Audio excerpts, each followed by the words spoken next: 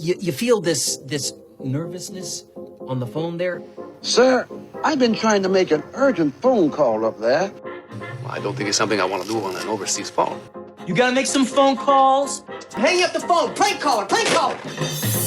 Ladies and gentlemen, welcome once again to Packernet After Dark. This is the call-in show of the Packernet Podcast Network. If you'd like to call in, if you'd like to participate in the show, please feel free to do so. The phone number here is 608-501-0718.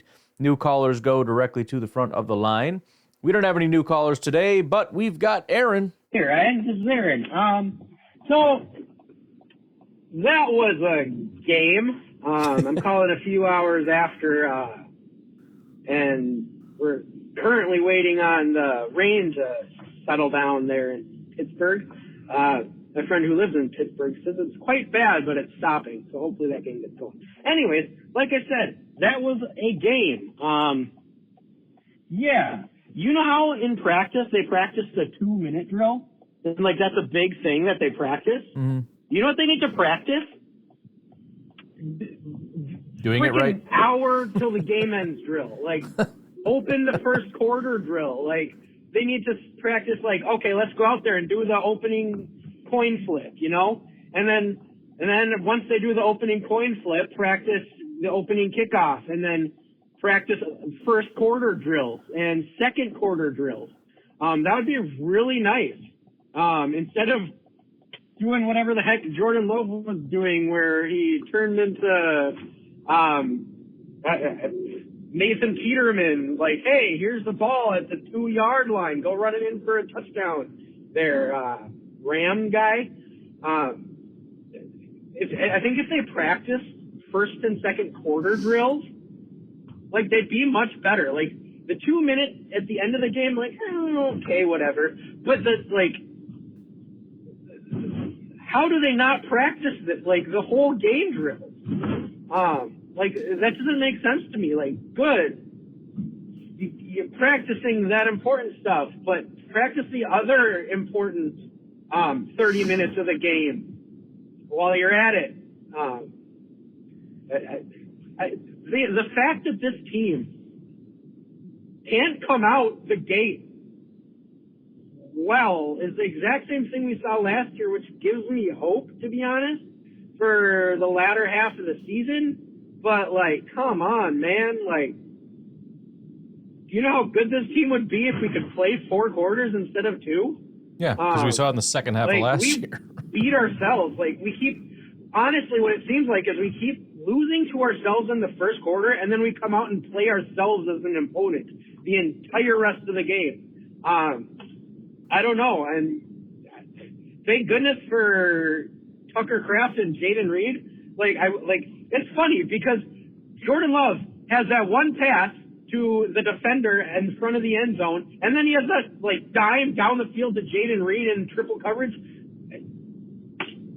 Brett Favre is our quarterback right now, and I'm okay with that. I'm about 3 minutes got him. Here's the only thing I'm going to say about Brett Favre. The thing that I don't like about the Brett Favre comparisons is that we only say it when Love is playing poorly. Brett Favre was a very good quarterback. He got reckless, and by the way, usually when he got reckless, it worked out. It was not as though he's just throwing like 8, 9, 10 picks out there. That's not true. He threw more interceptions than most quarterbacks, but he was also still able to overcome that and be one of the best quarterbacks through the entire 90s. Jordan Love's just playing bad football right now. He's not playing like Brett Favre because he's not playing well. So, yeah, I understand the spirit behind the Brett Favre thing, but it's not true. Maybe, like, late stage Brett Favre, and I don't even mean when he went to Minnesota, like that window after the 90s and before the Vikings. It got a little reckless in that period. But no, I just throwing interceptions that you shouldn't be throwing doesn't make you Brett Favre. It makes you, Trey Lance or something. So Brett Favre would be a improvement. It would be a compliment. But yeah, I don't know why things are going the way that they're going. It's beyond frustrating. Listen, I think Matt LaFleur is a good play caller. I don't know what he is outside of that. I have a lot of issues with the team as far as its preparedness. I have a lot of problems with the locker room, right? We just got rid of all the toxic locker room pieces, and we got everything back together, right? Everything's fine now, except at the end of last year, what happened? The defense started falling apart. Jair starts going rogue. Okay, we got that resolved. We got rid of a couple more toxic pieces. We got rid of the coach who they didn't like. We got rid of the training staff who they didn't like. We're getting rid of everybody the players don't like, including players themselves that are toxic. We come back next year, and by week 4, we got a wide receiver saying, I don't want to be here anymore. Beyond that, we have a team that doesn't show up for big games. They don't show up when they travel. They don't show up early in the season. They don't show up in the postseason. These are serious frickin' problems. This team is not prepared. This team is not, they are lacking discipline. I like Matt LaFleur. I like his play calling. I think he's a brilliant play caller. But somebody has to get in there and be the leader to crack the whip and make sure that these guys are showing up, because this is effing ridiculous. This is stupid. It shouldn't have to be this way. We shouldn't have to go through this every single year, but yet we do. So, on one hand, you want to preach patience and all that. Patience, you-know-what? Bull crap. There's 17 games. We're a third of the way through the season, and we're still talking about, well, just give Wicks some time. He just needs time. There's no time. Well, we haven't had Jordan back yet. It's been a while. This is 3 games. He's played 3 games, and he's looked terrible in all 3. I'm sorry. I don't have any more patience. I don't have patience for Matt LaFleur. I don't have any more patience for Wicks. I don't have any more patience for Jordan. I don't have any more patience for Rashawn or Kenny or anybody else. We don't have time anymore. Everybody else is out there winning, right? And granted, we won. That's great.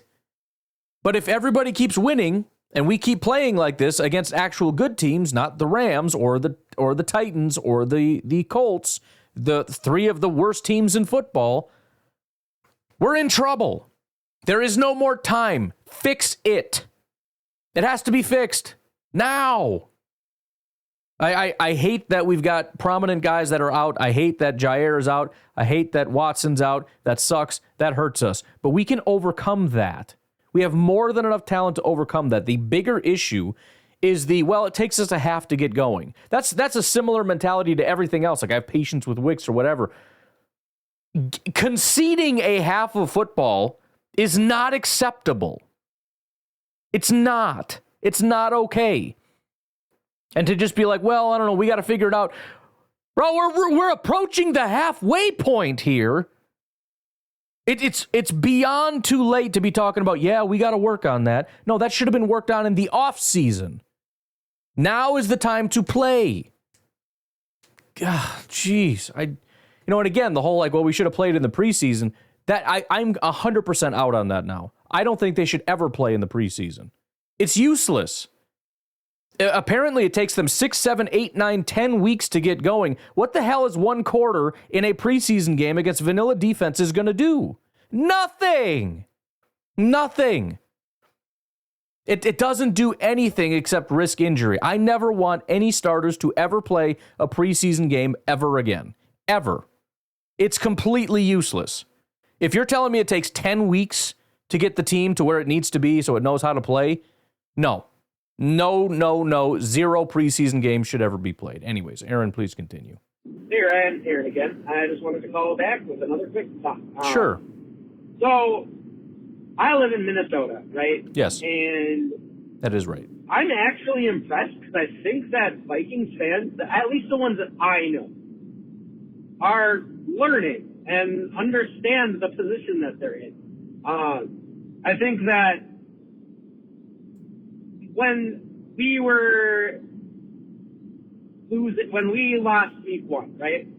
And we went down, and Jordan Love went down, and the Vikings won their game, week 1. There was jokes getting thrown around like, haha, we're on top of the Vikings, we're on top of the Packers for once, yay.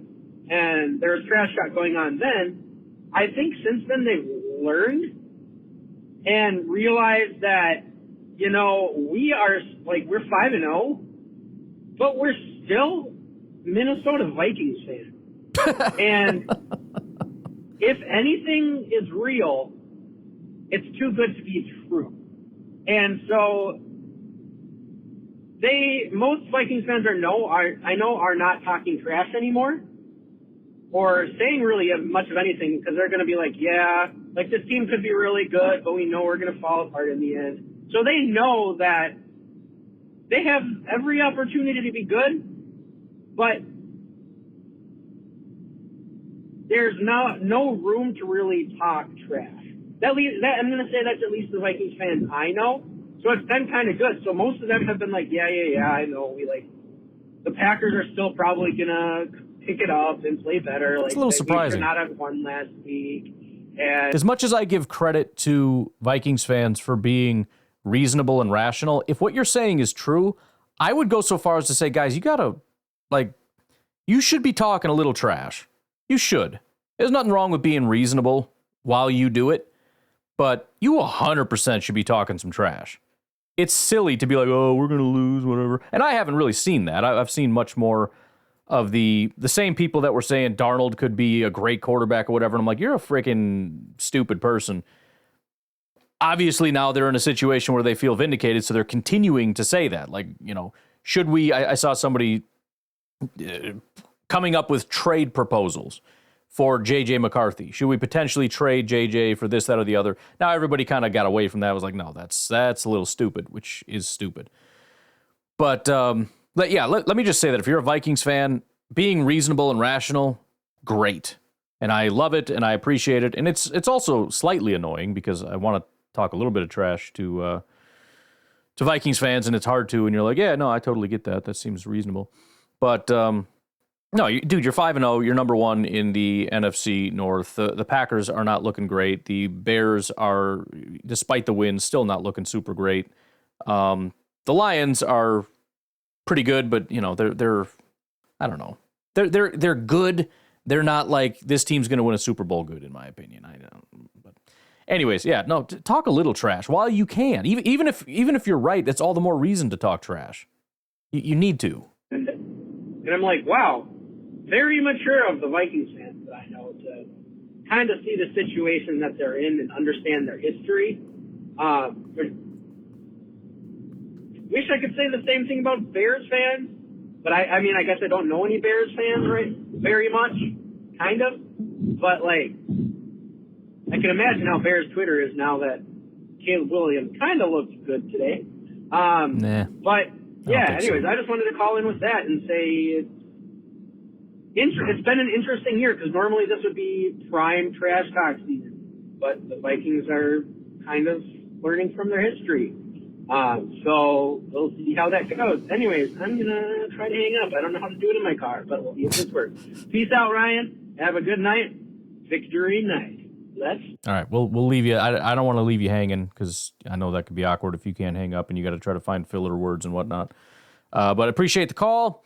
Again, Vikings fans, there's still room to talk trash, even if you're like, yeah, there's some problems we got to work on and we got to get this all squared away and figured out and all that. It's kind of crazy. You're 5-0, you're winning the division, and again, if you don't end up continuing to win the division, that's all the more reason to talk trash now while you still can. Do it so that there are no receipts. I mean, that certainly can be done. Just say things that are true today, because people do that all the time. Like, oh, I thought you said da-da-da. It's like, yeah, because it was true at the time, and now it's not true, so I say something else. It's very simple, pretty simple little concept there. But yeah, guys, talk a little trash. I mean, not to me, because I don't want to freaking hear it. But I mean, if you're feeling a little froggy, go for it. I don't know why you wouldn't. It's the whole point of being a fan, man. Just be excited about the stuff that's going on. Yeah, this is Bill in South Carolina. How hey, you doing, Bill. Ryan? Hope you're doing all right. Yep, just got done watching the game a few hours ago, and I just don't know why we have to make it so hard. Seems like That's what she said. I don't know. We just shoot ourselves in the foot so much to make these games hard. But Yep. Every game in the NFL is a war. Everybody's getting paid. Everybody's on scholarship. So a win's a win, But man, we could do it a little less excitement in the reverse, what we've been getting here. But anyhow, yeah, you just got Jordan got to settle down. He doesn't need to be doing all these Superman things. Yes. Brett used to do that stuff, but he had a cannon for an arm and all that. But Jordan doesn't quite have that. But he needs to settle down a little bit, and it'd be nice if we could get a pass rush on the other quarterback. That would help, other than Will Levis. But anyway, a win is a win. So go Pack, go! Happy for that, and thanks for everything you do. Have a good day. Bye. Yeah, and we just take it a week at a time. I think you're right. You look at that game and you say, I'm glad we won. Because as soon as that game started, you realized you were hoping like this is the turnaround. Everything's going to be different now. Jordan's going to be better. Defensive line's going to be better. All the problems are fixed. You very quickly realize none of the things are fixed. Nothing is fixed. At that point, you have to just find a way to win, and they did. And now we just say, well, hopefully next week everything is fixed. I doubt it will be, but you hope. At the very least, Jordan's playing better. Because if you have a quarterback that can play at a high level, we learned this from Favre and Rodgers, you can overcome a lot of BS, including terrible defenses, if that's the case. And I'm not saying we have a terrible defense. The production is there, but it's still it's worrisome. But that's all we can really do, right? Because we know there's a good chance it's going to get turned around. We don't know when that's going to happen, although there's some suspicion, unfortunately, that it's going to be a few more weeks, which, again, is unacceptable. But if history tells us anything, that's what's going to happen, at least for the offense. I have nothing to say about the defense. We saw last year the defense, the Joe Barry defense was spotty. They'd have like a 3 or 4 game period where it's like, dude, this defense is legit. And then they would just get shredded by Bryce Young. Like his only good game in his entire history came against the Packers defense. I don't know if that's actually true, but I believe it's at least pretty close to the reality. Darn it. No, it's not true. He actually had 2 good games, one against Atlanta, one against Green Bay. Green Bay was his best game. 82 PFF grade. The guy in 2024 has a 36 overall grade, 38 passing grade. He had an 82 grade and an 81 passing grade against the freaking Packers. My Lord. He had 11 touchdowns through 17 games. 11 in 17 games. He had 2 against the Packers. There's only 2 games where he threw more than 1 touchdown. In fact, about more than half, I think, of his games, he threw 0 touchdowns. Only 2 games he threw more than 1 touchdown. There was a game against Detroit he threw 3, but he had 2 picks in that game and graded horribly. And then against Green Bay, 2 touchdowns, no interceptions. Really, really well done. Anyways, yeah, we will see how long it takes for things to get turned around. And what that even means, I don't know. Because, look, there is an emergence. Xavier has been great. Maybe we have a safety in Williams. Maybe that's going to be a big deal for us. I don't really know. I like Edgerrin. I took a quick peek at the grades, but I don't fully know what they are and how he did. I know Bullard didn't grade out well, which is why I'm not super praising him right now, although I think he did an okay job. Anyways, whatever. I lost my freaking train of thought. Let's take a break. We'll come back and hear from Mr. Jared, a.k.a. Durr Trader. Howdy, this is Jared, the Uber driver from Texas. What's up? Just calling to talk about the win. Go Pack, go. And, I understand that the Jordan Love play was a really bad play. But also, it was a great the play. fact that he was being pushed back and everything while he was, and afterwards having the awareness like, hey, I don't want a safety. I want to throw it now. He should have tried to throw it out of bounds, but honestly, the pass to Tucker Kraft there wasn't that bad. Like, if Tucker Kraft would have just, kind of stuck out his arm, maybe that wouldn't have been, it would have just been an incompletion or whatever. But, he'll learn from his mistakes, hopefully, a little bit. But at the same time, I think another caller said something about, it could have been 2 points and then 7 more points. And it only ended up being 6 points because their kicker decided to miss an extra point. So, obviously we'll take the good with the bad. It's tough to see that. But overall, I think the Packers' resiliency in this game was good. And I understand that the Rams aren't great this year. They still have Sean McVay. Sean McVay and Matt LaFleur always have good games. I mean, except for maybe the one I think we blew them out. If by good games you mean the Packers beat the crap out of them every single time that they've met, then yeah. But that happens every so often. And then also, I know Eric Stokes isn't going to have a great grade, and I feel a little bad for him because, like, I vividly remember him slipping twice but then to a first down and then that touchdown happened. And I mean, part of the problem is I remember him slipping constantly every time he's on the field. I don't know what the issue is. I mean, obviously week 1, you go, well, everybody's slipping. Right, but then I see him doing it like week 3, and I see him do it a couple times in this game. Like, why can you not get your footing, dude? He doesn't have his feet under him, which is part of the problem. I mean, some guys are not super shifty and agile, and I think that's a problem for Stokes. That or he just is the only guy wearing the wrong cleats or something. I don't know what it is, but yeah, I keep seeing that.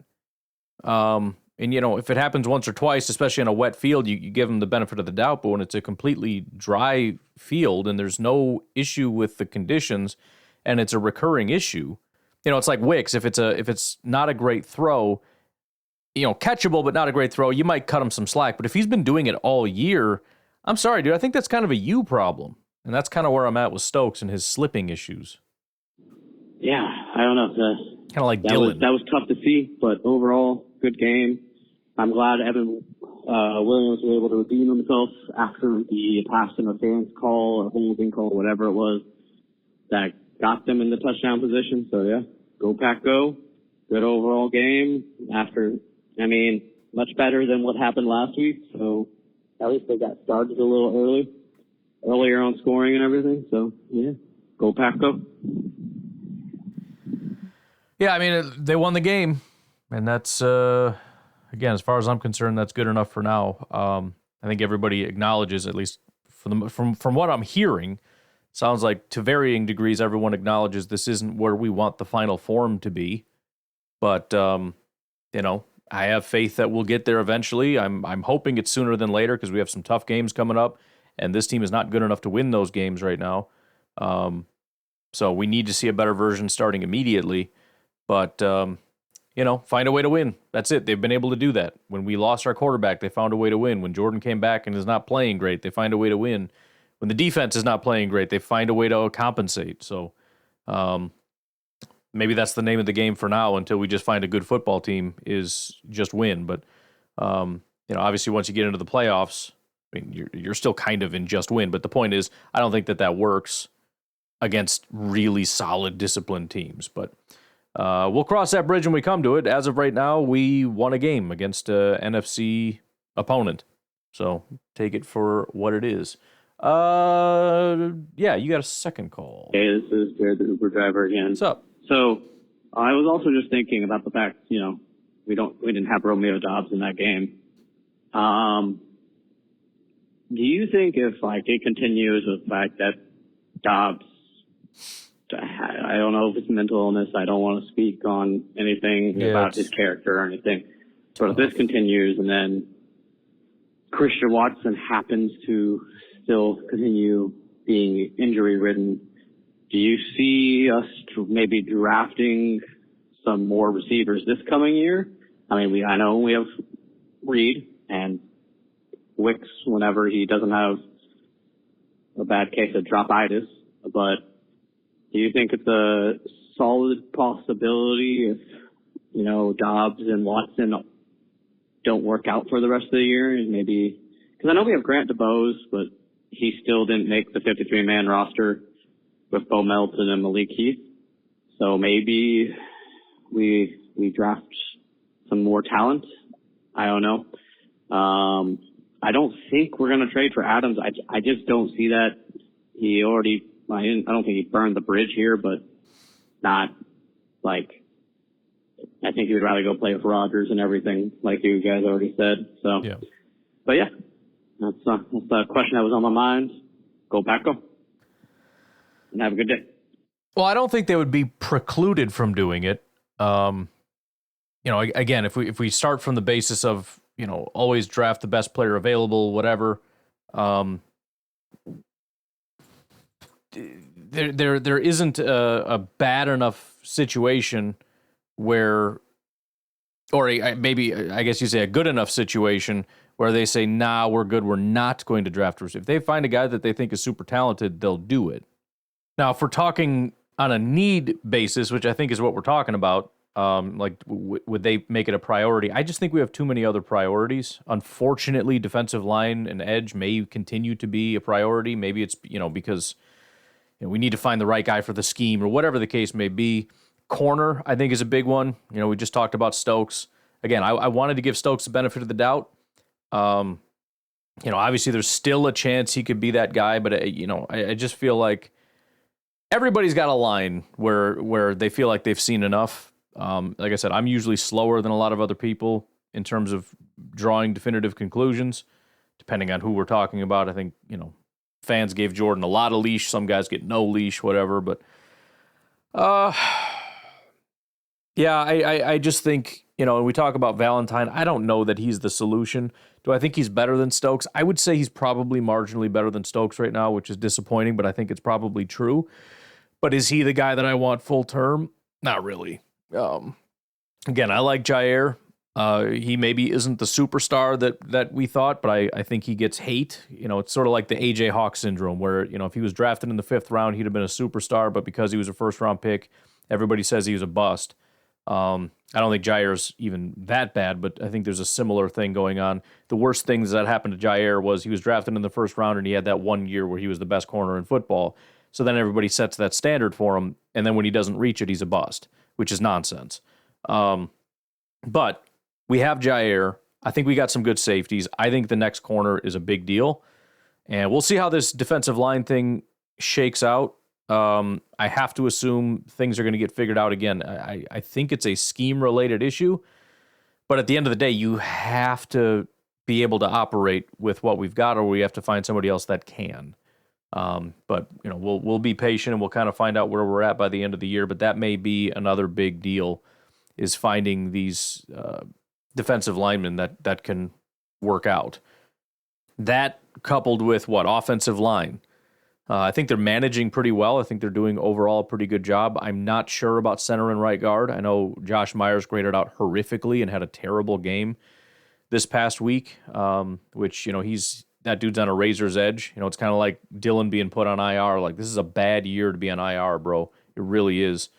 I think Myers and, I shouldn't necessarily say right guard, because I think Morgan is expected to be that guy, so they're probably going to roll with that for a while before they come to any conclusions. But still, the depth there, I think, would be a bigger issue than the depth at wide receiver when you look at, even if they don't think Watson is going to be, which again, Watson hasn't had any injuries this year similar to his old injuries. So the question to me is the hamstring thing fixed? Because if that's the case, again, there are some that you look at and say this receiver is injury prone, and some you look at and say it has nothing to do with being injury prone. And this last injury has nothing to do with him being injury prone. And just lumping them all together and saying that guy can never stay on the field is a little unfair. He had an issue. That issue supposedly was fixed. And then Jordan Love threw him a suicide ball. It was a terrible decision to throw it. Christian decided he was going to do everything he could to catch it and got killed.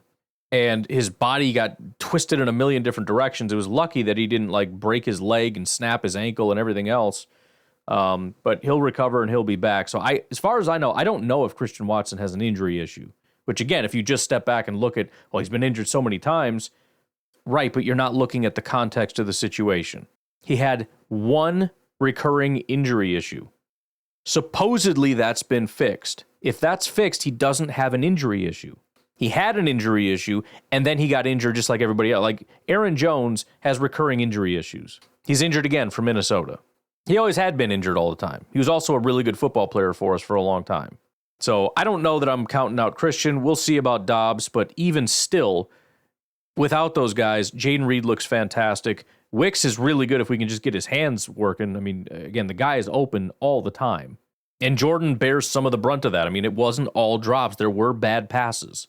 In fact, PFF said he had one drop, which I think PFF is very receiver friendly when they talk about drops.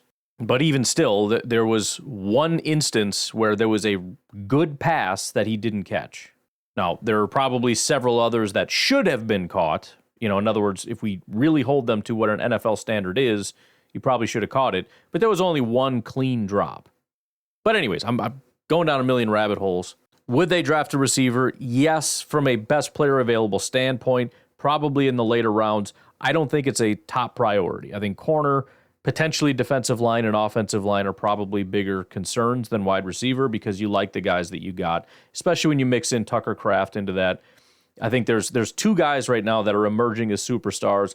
I'm still all in on Christian Watson. I know I'm one of the only ones, but it's like if that guy could just get a frickin' runway, give him 3 weeks in a row where the guy can play with the starting quarterback playing at a high level. So not bad Jordan Love, not Malik Willis, not just when the offense is going, I want Christian on the field, and it's going to be a good thing. Jordan playing well for a long period of time. Give him just that. It doesn't ever happen. And yes, his hamstring issues were a big part of that, but I'm just saying. It's a great thing when it's working. And he was even looking a lot better than usual. Whereas, you throw some of those deep balls and it's like, I just don't know if I trust it. I don't know if he's going to catch it. Now he's getting like deep 50-50 balls and he's freaking mossing people. So now I'm even more excited about the guy. And it's like, I know he got hurt. I get it. It wasn't his fault. It wasn't his Jordan's freaking fault that he got his guy hurt. Can the man get a chance ever? But no, I think they've got a really solid group. I would call it Christian and Wicks and Reed and Tucker right now. Again, if Wicks can't get his hands right, then I guess he's just out of the loop. He's done. But it's still a healthy group, and I'm not out on Luke Musgrave either. I see it similar to Watson, and maybe Musgrave's just no good, but I think Musgrave has a sort of a smaller, more limited window of what he does. The way the team is playing right now is not really built for him, right? Tucker and Sims are kind of those big inline blocking guys that can kind of slip out. That's what we've been doing. That's what's working, and Tucker is excelling in that. I want to see Luke Musgrave in the slot. I'm talking Jimmy Graham stuff.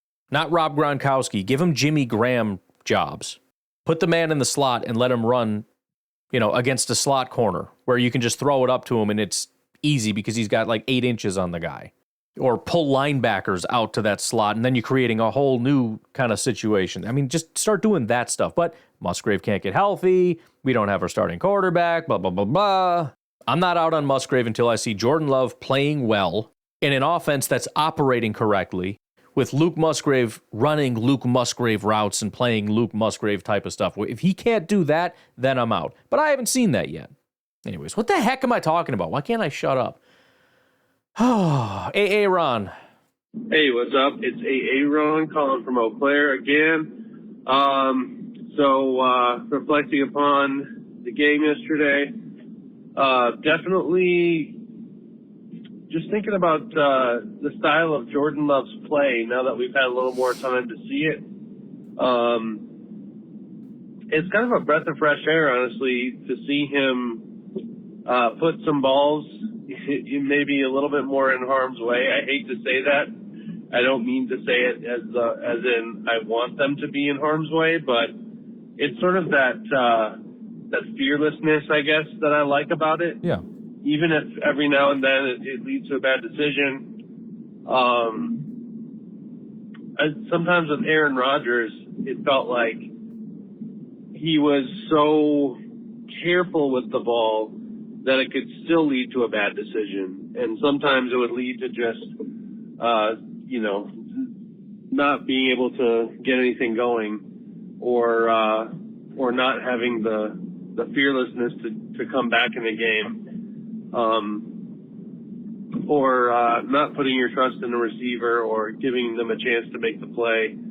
What I love about Love is that he puts so much zip on the ball, and he'll get the ball out quick, and sometimes, it's the receiver drops it because it's, pretty fast ball. But, I don't know. I mean,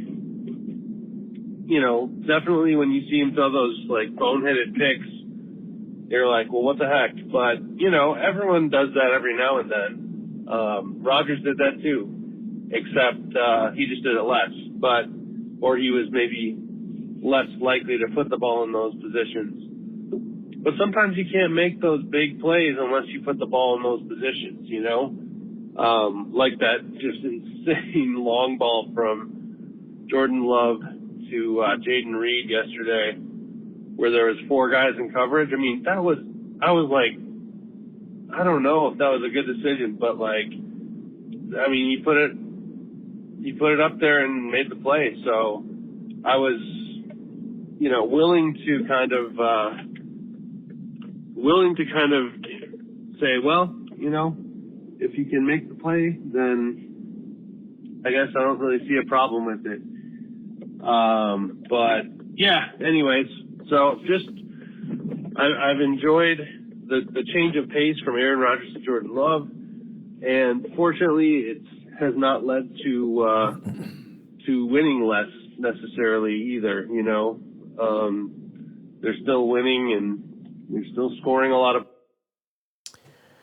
We'll get to part 2 here. Yeah, I think the hope for a lot of different players is that he can harness it a little bit more, right? Like you're doing a good thing. We just need you to tone it down a little bit, Like if you're at like a 95, we need you to tone it down to like a 75. Rodgers was at like a 25. You're at a 95. We're kind of hoping for like a 50 to 75 range. Saw somebody on social media say like, "Oh, the same people who said that Rodgers wasn't aggressive enough suddenly don't like the aggressiveness." It's like, bro, there's some ground in the middle is the problem. You know what I mean? It's like saying, do you want to like shave your face with an axe? Like, no, it's too big and like dangerous. Like, I don't think that's a good idea.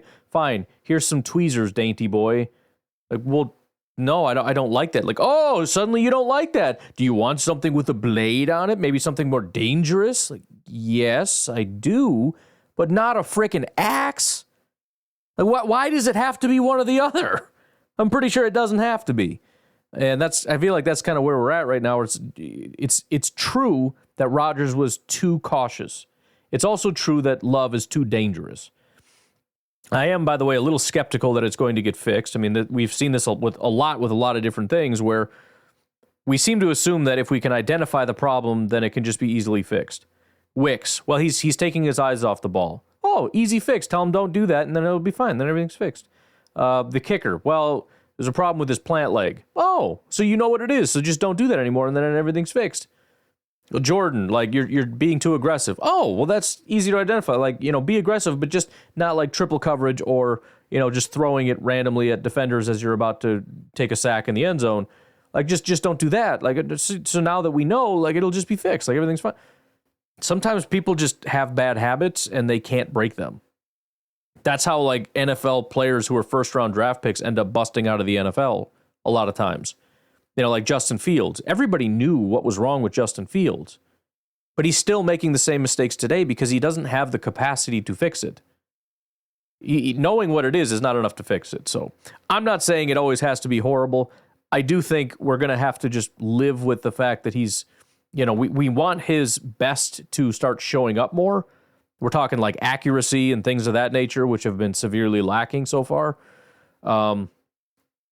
But I think we're always at some level going to have to accept he's going to make some boneheaded decisions.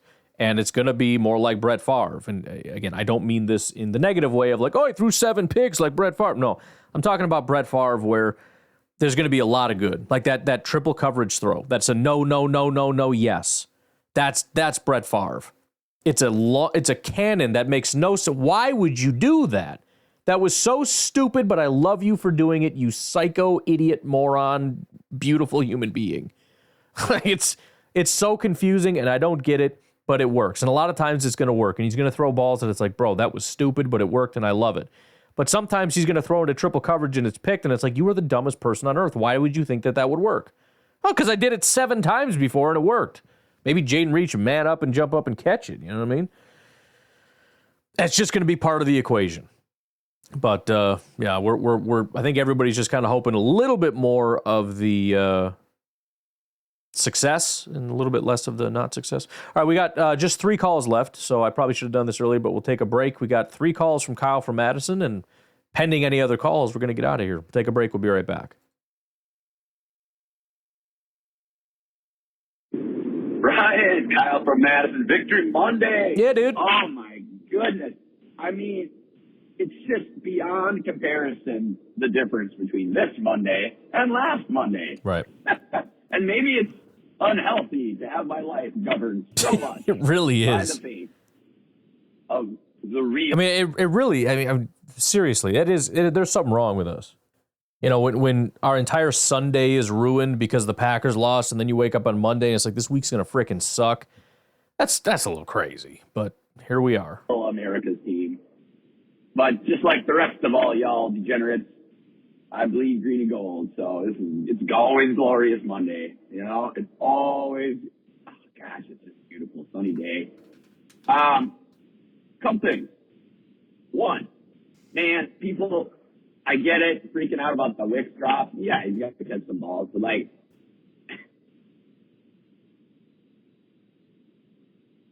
did I lose you? Or are you contemplating? we're throwing the ball more because Kyle, hang in there. on our team. He's got everything it takes. What needs to happen, and it's probably going to be a little bit of pain for us, is they're going to have to keep feeding him the ball. Yeah, You're going to have to, I agree. just like Adams, man, and what was that, 14?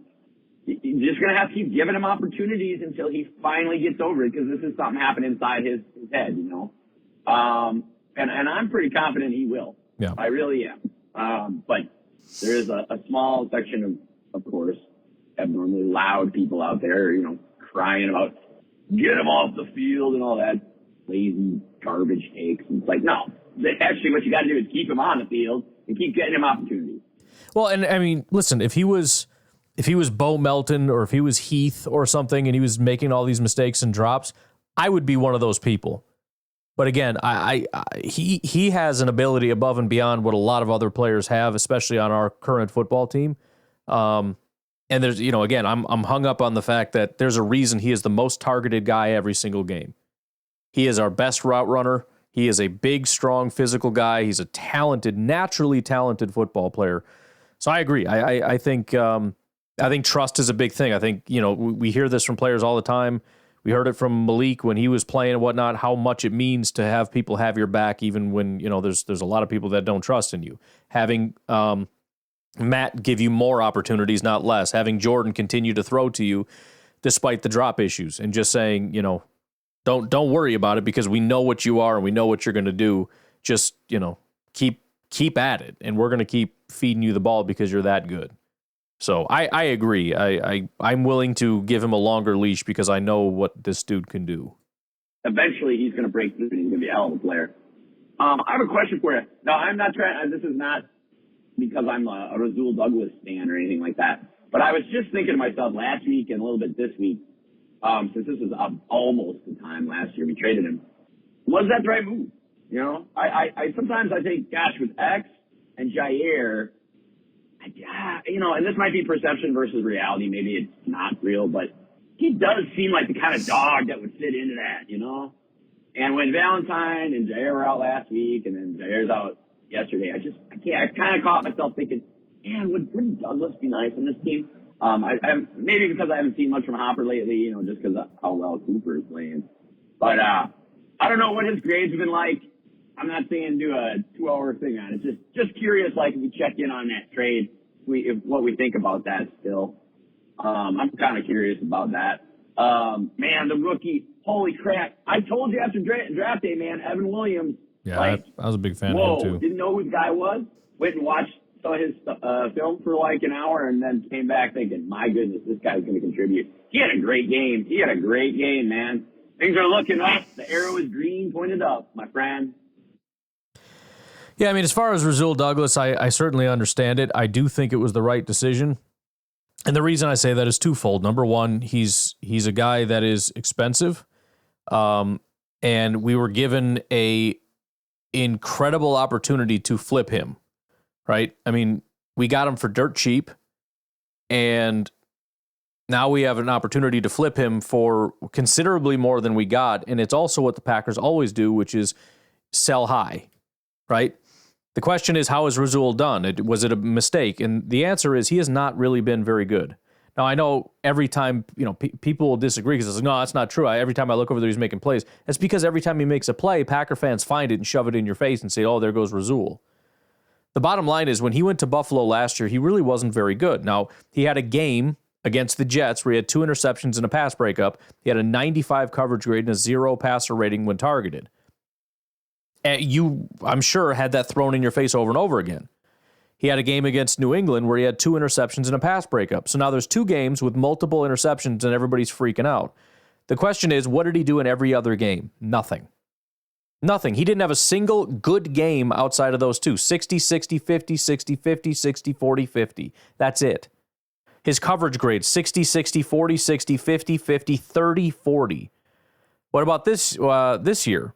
2024 so far, right? So looking into the future, was it a good decision to get out early, or did he have more left in the tank? So far this year, 60, 60, 60, 60, 50. That's it. He hasn't had a good game yet. He has 0 interceptions, 0 pass breakups, and has given up 2 touchdowns and has a 138.1 passer rating when targeted. Ted Thompson was the master of getting out a year early. And that's exactly what Gutekunst did in this situation. We got way more value than Rasul Douglas was worth.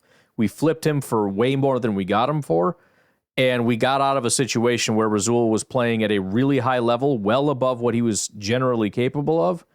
And now is just not performing. He's 29 years old. He's not doing very well. He's probably not going to get another contract from Buffalo whenever this current contract, whatever it is, runs out. And although I understand the idea of we need help at corner and Rasul's probably better than Stokes, I do think when you factor in the compensation, it just makes sense to have moved on. Now, if Rasul was playing well, then yes, it was a bad decision, right? No matter the draft compensation or whatever, you don't give up good players. But the point is, Rasul is not playing well right now. He's nowhere near the guy he was when he was in Green Bay, which was the only time in his entire career, aside from one time in Philly. He had 3 years in Philly, then Carolina, then Green Bay, then Buffalo. It's the only time he ever really played well.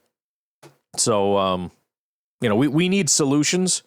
Do I think that was the right decision? I do. I think that was the right decision. I hated it at first because we were in a lot of trouble without him, and it looked like Rasul was doing well.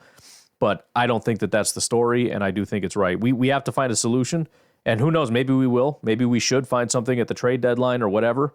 If Dobbs is just not happy, maybe that is somebody we can try to flip, get a player, throws, like a 5th round and Dobbs for corner or something. I don't know. But Rasul, no. I think that was the right decision. Hey, real quick, you remember we were talking about like cool jersey variants before the draft because we were thinking maybe Kool-Aid McKinstry might be on the Packers. About having like a Packers jersey with like the big Kool-Aid man in the front. Yeah, dude. So I'm thinking like if Evan Williams could please go ahead and be just an all-world player, how about a Packer jersey with, Evan Williams, like that knockoff 90 proof Jack Daniels, I'm not even a drinker, but this would be cool.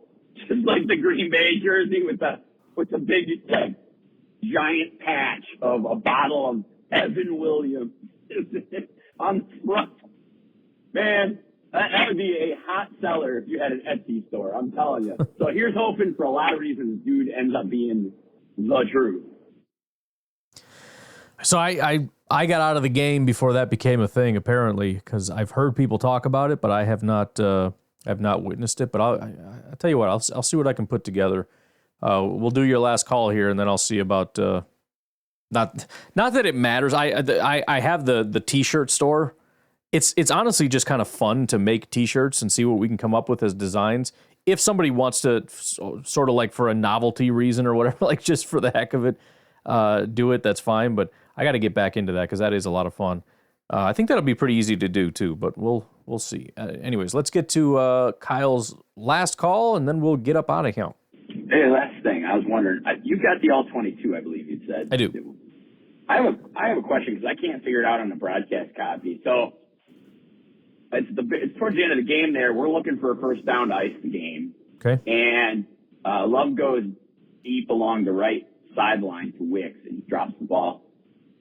My question is, can you tell? I mean, he's got to catch that. It's not the world's easiest catch, but dude, it's like it goes through his thumbs. Like, it is totally catchable.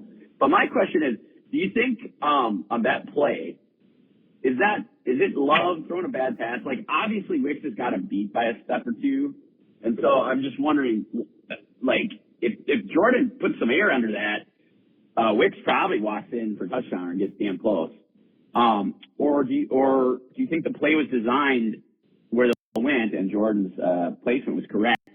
Because the Packers love to do that thing where it's not quite a back shoulder, I guess, but like the receiver has to come back for it, and there's really a high probability that you can, if you don't get the ball, you can at least knock it down so it's not an interception, and more likely you can get the pass interference call because you're coming back against the DB.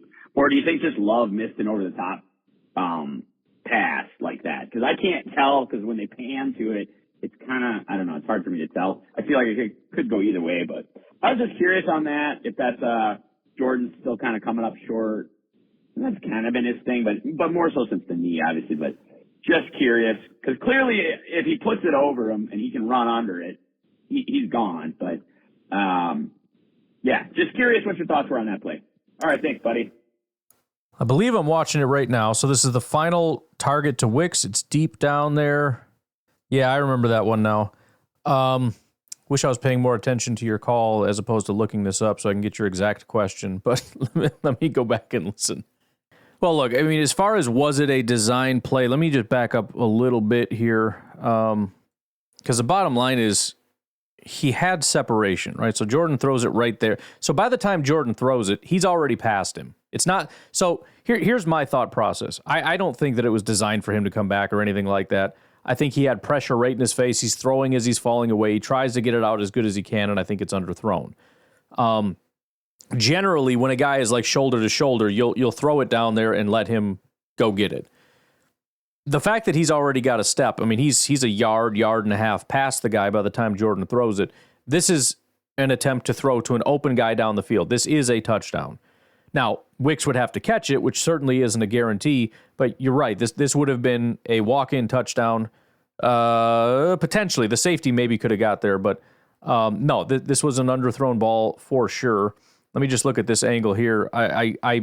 So this was debated a lot. I'm as much as I tend to defend the receivers a lot, because, you know, some of the, especially last year, everybody's defending Jordan no matter what, and some of these things were just stupid. This one right here, the big debate about it is, I can't even back this up slow enough. This, you know, that everything happens so fast. 1 second further makes a huge difference. But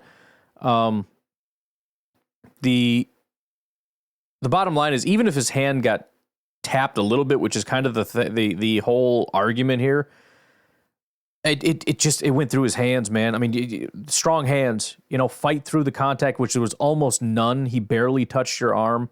It just seems like he closed his hands too late and the ball went right through it. So it is a little bit of both. Who is it on more? It's on Jordan more, probably, because either way, even if he catches that, you gave up a potential touchdown because you underthrew it. Now, again, he's under duress and he's throwing as he's basically being hit, so it's hard to blame him.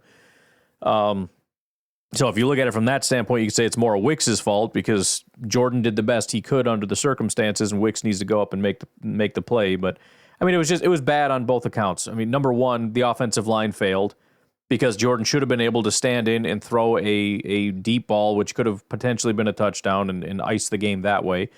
Number two, Jordan did underthrow it. Again, there's a reason for it, but that would be failure number two. And then Wicks, who does come back for it, does get over the receiver, does get his hands around the ball, doesn't make a catch. So it's sort of three big failures there that didn't need to be. And this is the issue with the team right now. If any one of these things didn't happen, there's a good chance this is a big play or even potentially a touchdown. And let's go back to the offensive line and figure out what the heck went wrong there. All right, so we got the usual suspects. Ball is eventually going to get snapped. Jordan's going to look around a little bit, make sure he knows what he's got. All right, so far everything's pretty good. Looks like Sean Ryan's kind of getting jacked up. And Josh Jacobs. Yeah, so the biggest issue was they ran a little twist. Josh Myers passes a guy off to Sean Ryan. Sean Ryan's not in a great position to pick him up because, he's where he is by the time he gets his hands on him, and that's probably his fault. He's basically just staring into his shoulder as opposed to being back and being ready to be able to brace for this. He's kind of looking at the wrong guy. So Sean Ryan kind of messed up. Josh Jacobs is there to clean up. The problem is Josh Jacobs, because where Sean Ryan is, where he's basically useless, Jacobs has to, from a standing position, have to take on a bull rush from an interior guy, and it's just not working. He gets pushed right back into Jordan. That ultimately is the problem. Even if that wasn't a problem, Rasheed Walker was kind of getting jacked up on the left side. He got beat pretty bad too, but I don't think he would have got there in time. So that's really Sean Ryan primarily. You could blame Josh Jacobs a little bit too if you wanted to. But offensive line failure, Jordan Love, if you want to blame him, I don't know. I guess you could say it's a good enough throw considering the circumstances, and then Wicks on top of it. It's just, if any one of those three things could have gone right instead of wrong, that's the end of the game. But that's why we drafted Evan Williams, because the offense is not in a groove and they can't quite figure it out. And so we bring in Evan Williams to help save the day. Long live Evan Williams. I'm going to get to work on your t-shirt, Kyle. Maybe I'll send you a text or something if I find it. No, zero I might not. I'll just send you the graphic. I'm not even going to send you a link because then you're going to feel obligated to buy it. I'll send you the graphic when I make one. You guys have a good rest of your day. I will talk to you later. Have a good one. Bye-bye.